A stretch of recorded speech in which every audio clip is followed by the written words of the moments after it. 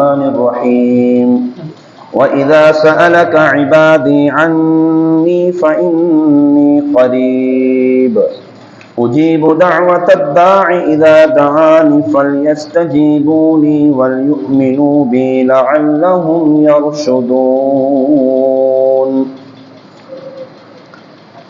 اور اے حبیب، جب تم سے میرے بندے میرے بارے میں سوال کریں تو بے شک میں نزدیک ہوں، میں دعا کرنے والے کی دعا قبول کرتا ہوں جب وہ مجھ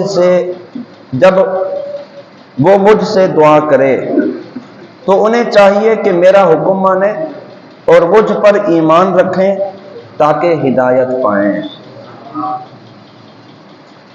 اس آیت مبارکہ میں حق کے طلبگاروں کی طلب مولا کا بیان ہے کہ جو لوگ رب العالمین کا مقام قرب چاہتے ہیں، ان کا بیان کیا کہ انہیں اللہ کا قرب کیسے ملتا ہے، اللہ کی طلب چاہتے ہیں تو مولا انہیں کیسے ملتا ہے، اس کا بیان ہے۔ جنہوں نے عشق الہی میں اپنی خواہشات کو قربان کر دیا اور وہ اسی کے طلبگار ہیں، ان حضرات کو قرب و وصال کی خوشخبری دی جا رہی ہے کہ تمہیں اللہ کا قرب ملنے والا ہے، اور ملنے کا طریقہ کیا ہے۔ شان نزول اس آیت مبارکہ کا یہ ہے کہ صحابہ کرام کی ایک جماعت نے جذبہ عشق الہی کا اظہار کیا، حضور سید عالم صلی اللہ علیہ وسلم کی بارگاہ میں پہنچے اور پوچھا ہمارا رب کہاں ہے، ہمارا رب کہاں ہے؟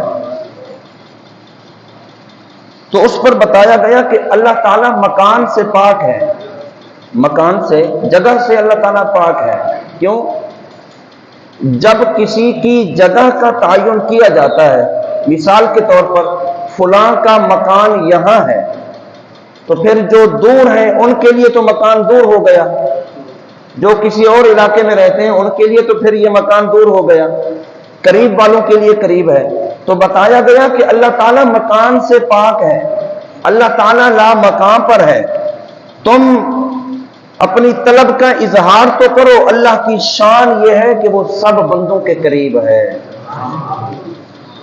جو بھی رب کی چاہت رکھتا ہے اللہ تعالیٰ اس کے قریب ہے، جو اللہ کا قرب چاہتا ہے اللہ اس کے قریب ہے، جو اللہ کی بارگاہ میں نیاز مندی پیش کرنا چاہتا ہے اللہ اس کے بڑا قریب ہے۔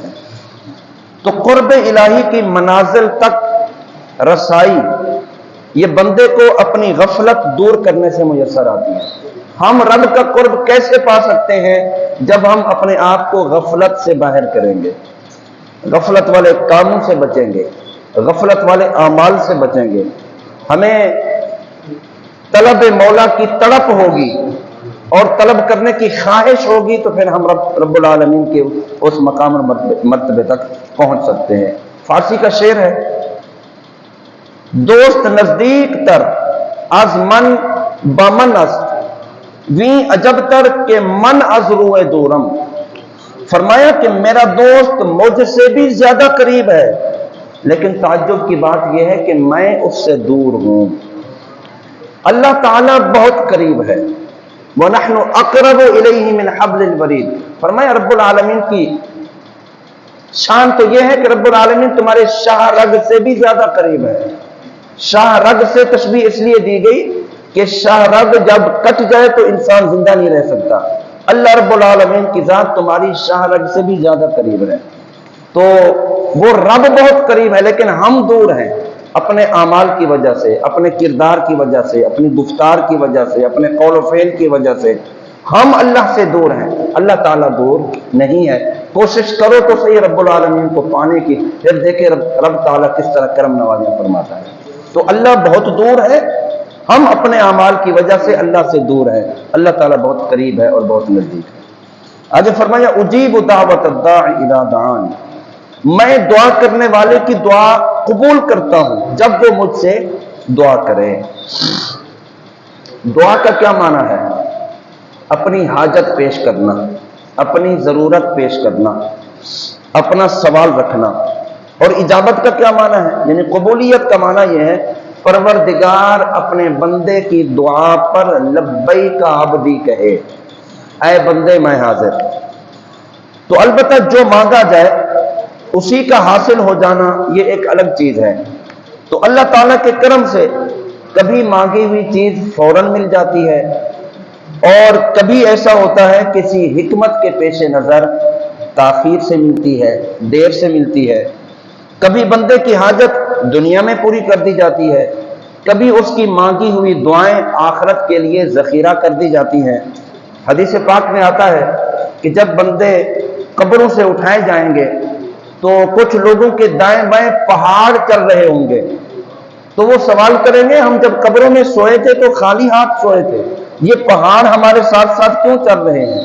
तो उन्हें बताया जाएगा कि ये तुम्हारी वो दुआएं हैं जो तुमने दुनिया में मांगी थी और दुनिया में तुम्हारी दुआएं कबूल नहीं हुई थी, वो पहाड़ की सूरत में आज तुम्हारे साथ चल रही हैं जो तुम्हारी मगफरत और बख्शिश का जरिया बनेगी।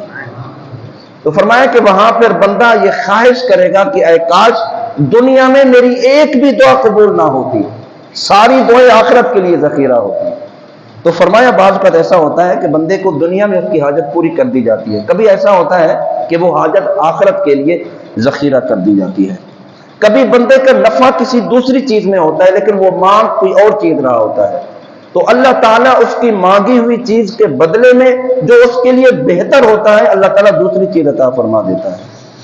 और कभी बंदा अल्लाह को महबूब इतना होता है, अल्लाह को प्यारा इतना लगता है, उसकी हाजत रोक ली जाती है, उसकी हाजत में देर कर दी जाती है ताकि बंदा बार बार मांगता रहे, बंदा बार बार सवाल करता रहे। अल्लाह ताला को बंदे के अल्फाज इतने पसंद आते हैं, अल्लाह ताला कबूलियत को रोक देता है ताकि ये बंदा बार बार मुझसे बात करता रहे और बार बार अपनी नियाज़मंदी मेरे सामने पेश करता रहे।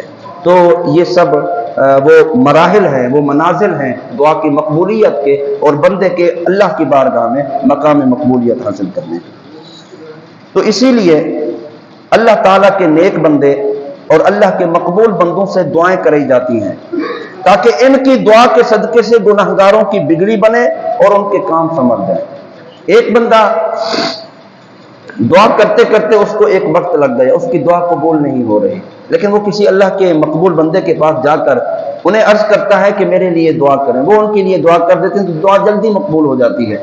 ये बंदे का अपना मकाम और अपना ताल्लुक है रब्बुल आलमीन के साथ कि ये दुआ करता रहा, इसको ताखीर हो गई, लेकिन अल्लाह के मकबूल बंदे से दुआ कराई तो अल्लाह ताला फिर अपने बंदे की लाज रख के इसकी दुआ को भी कबूल फरमा देता है। तो अल्लाह रब्बुल आलमीन दुआओं को सुनता है, अल्लाह दुआ कबूल करता है। यही एक तो दरवाजा है कि जो हर लम्हा खुला है, जब किसी की कहीं से बिगड़ी नहीं बनती वो रब के साथ ताल्लुक जोड़ ले, अल्लाह ताला सारी बिगड़ियां बनाने वाला है। तो अपनी मुश्किलात, अपनी हाजतें, अपनी तकलीफें, अपनी परेशानियां, अपनी मुसीबतें, अपनी आजमाइशें रब्बुल आलमीन के हुजूर रखा करें। आपकी दुआ में जितना खुलूस होगा, जितना इहतिमाम होगा, जितना आप सिद्क़ के दिल से दुआ कर रहे होंगे, वो दुआ मकबूलियत के मकाम को उस कदर बहुत जल्दी पहुंचती है। तो एहसास कमतरी का शिकार नहीं होना चाहिए और कम हिम्मत नहीं होना चाहिए और अल्लाह की बारगाह में जनाब वो अकीदा कमजोर नहीं होना चाहिए कि यार हमारी तो दुआएं कबूल नहीं होती, हम तो दुआएं करते करते थक गए, हमारी तो दुआएं नहीं कबूल होती, अल्लाह तो हमारी सुनता नहीं है। ये नाज़िबा कलिमात होते, अल्लाह की बारगाह में शिकवा नहीं करना चाहिए। बंदे का काम है मांगना, रब्बुल आलमीन जब चाहेगा तो अता फरमा देगा, मांगने से पीछे नहीं हटना। इसलिए तो फरमाया उजीब दावत दाई इज़ा दान, मैं दुआ करने वाले की दुआ को कबूल करता हूं। और व इज़ा सअलका इबादी अन्नी फइन्नी करीब, ऐ महबूब जब मेरे बंदे तुझसे पूछे मेरे बारे में तो उन्हें कह देना मैं बहुत करीब हूं। तो अल्लाह बहुत करीब है, अल्लाह अपने बंदों की दुआएं सुनता है जब बंदा अपने रब से दुआ करे। तो हमेशा दुआ अल्लाह ताला से करनी चाहिए, दुआ में आजिज़ी और इंकिसारी होनी चाहिए, क्योंकि जो भी सवाल करता है वो अपनी आजिज़ी पेश करेगा तो उसके मुताबिक उसको अता मिलेगी। अल्लाह ताला हम सब की दुआओं को अपनी बारगाह में शर्फ़ कबूलियत अता फरमाए। वमा अलैना इल्लल बलाग।